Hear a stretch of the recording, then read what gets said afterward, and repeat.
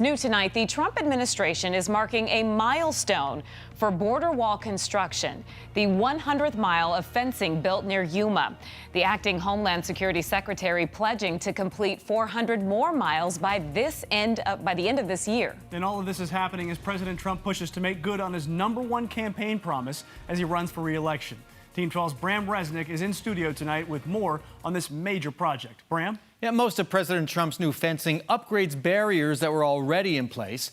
The president's acting DHS secretary says this is what Border Patrol agents want. I said it before and I'll say it again, walls work. Acting Homeland Security Secretary Chad Wolf marking the 100th mile of wall built on the southwest border. Our agents are very clear. There's no ambiguity in their response. #1 on their wish list is a border wall system. President Trump's name prominent on a plaque welded to the wall near Yuma. This video last summer from the Yuma border sector captured hundreds of crossers pouring over from Mexico. Thousands of people crossed this area over the past year, over the past 12 months, and it simply was unacceptable. The 30-foot steel fence replacing the so-called Normandy barriers. You can see the difference here. Senator Martha McSally touting not just the height, but the depth of the new wall. It's not just the 30-foot wall. It goes down deeper, down 6 to 10 feet, each of these sections.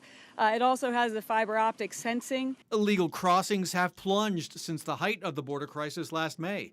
Customs and Border Patrol reports a 72% decline in arrests through December.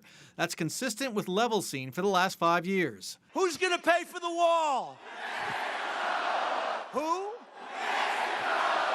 Building a border wall was the president's top campaign promise 4 years ago, but Mexico never paid for it. American taxpayers are footing the bill.